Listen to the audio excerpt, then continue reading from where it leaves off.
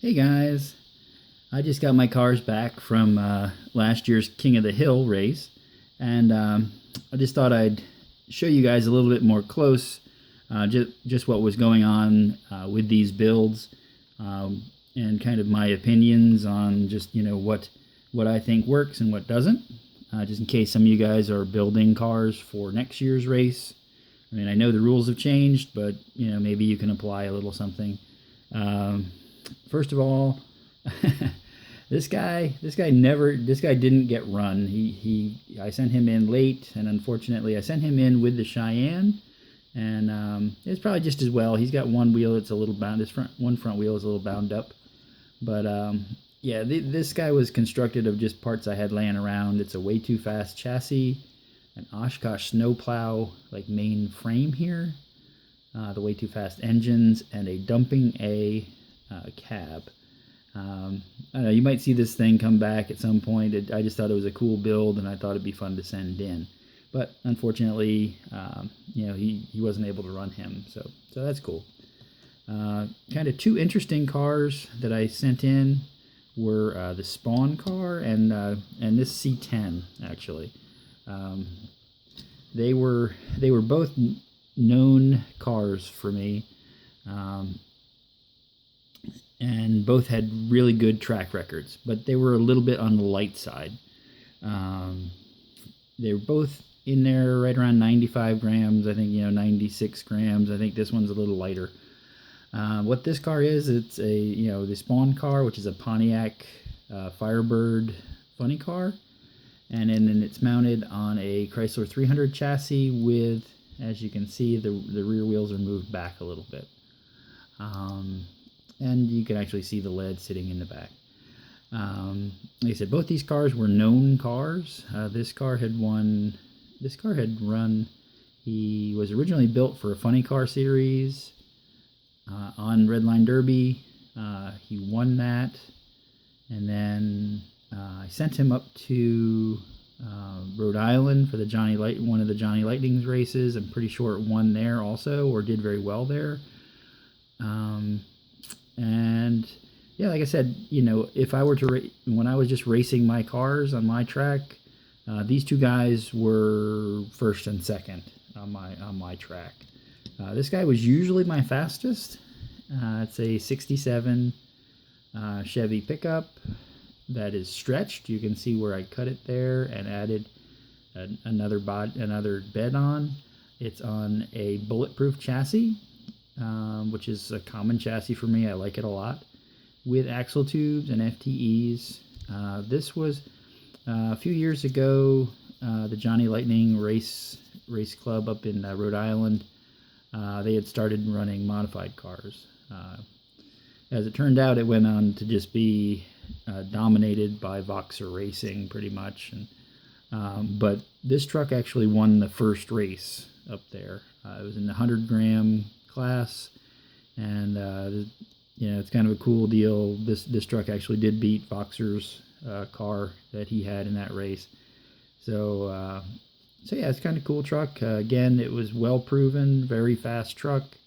But the thing with both of these cars is they both have rear biased weight.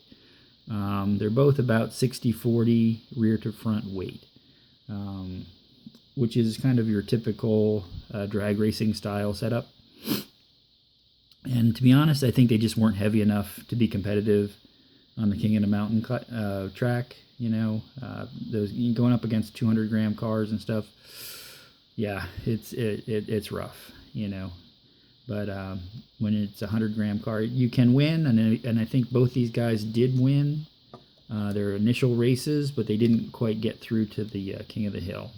I think this guy I think challenged but didn't make it. I forget exactly what happened, but yeah, they were competitive, but not quite as good as what I'd hoped. And these two were the guys that I thought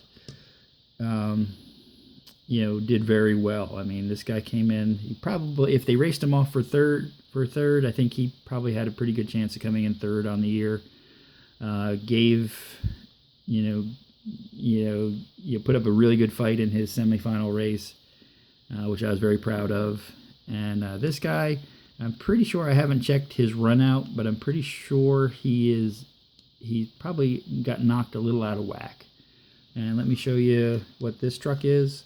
This truck was originally built for a blue track race that was going on down in North Carolina, again on Redline Derby.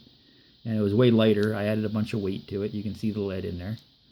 And I was really, really happy with the way this truck ran. Again, this is a Jada body. You can see it's a little bigger. It's really wide body. And you can see the axle tubes are really long on this. It's got the rear wheels off of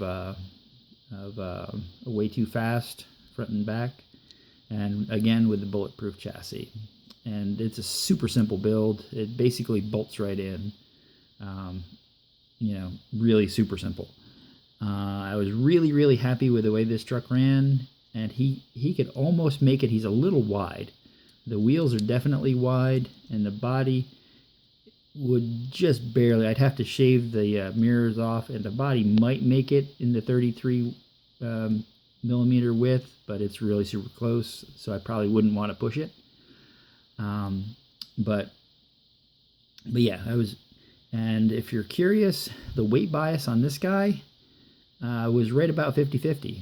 I was surprised. I thought he was a little bit more front biased than that, but it actually turns out that this truck was a 50-50 bias on the weight, and I think that's probably why he handled so well. He was just set up really, really nice for the King of the Mountain race. Another thing I noticed when he came back, the chassis was a little bit loose, and that could have been affecting the handling a little bit. So we'll see. And this guy was really the surprise of the year for me. I never expected this car to do as well as it did. I put a build up when I originally put it together on Redline Derby. You can do a search for that if you're curious to see still photographs of it. It is the 58 Chevy sedan delivery, and it would still make it. It is 33. It's right on 33 millimeters long, and I'd have to narrow the wheels in a little bit. The wheels are out wider than 82 millimeters long. It would still make it. I mean, I'd probably file the bumper a little bit, but it's really close. And the width, I'd have to narrow the wheels in a little bit to get it down under 33 millimeters wide. But other than that, this body should actually make the rules for next year. I don't know if you'll see a repeat of another similar car. I'm probably going to go with trucks, but this one really proved out pretty well. You can see the lead in there. I had it stacked up pretty high. Unfortunately, there wasn't a lot of room under the hood, and it is a stock chassis too. So it is actually weight biased pretty heavy to the rear, which I think kind of hurt the car through some of the races. But this one is about 138 grams, and the Cheyenne I think was 160 grams. So I think they were both right in that sweet spot of in and around 150 grams for that track. Really seemed to work well. Again, I shaved the underside just to get it a little cleaner with the axle tubes. The car sat really, really super low, which I think is a benefit. And yeah, I mean this car surprised me. It just really worked well on his track.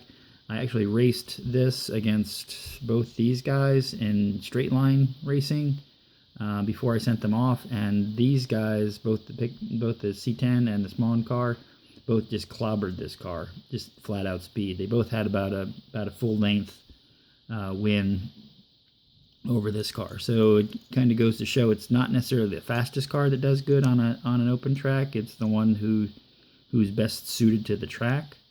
So it's really hard to predict. I was really, really happy with these cars, and if I do half as well next year, I'll be really, really happy. But that's about all I wanted. I know that you guys don't really get a good look at the cars when they're racing, in a contest. So I thought you might want to get a good look at what these things actually are and how they were built. But But yeah, I think that's about all I have to say about him. I will check this guy. I will check Cheyenne over. I think he was pulling pretty hard to the right, so I'll take a look at that just to see if that is the case. But yeah. So I hope that helps you guys, maybe inspires you guys a little bit for next year. And yeah, this is Chris. I will see you in lane 2.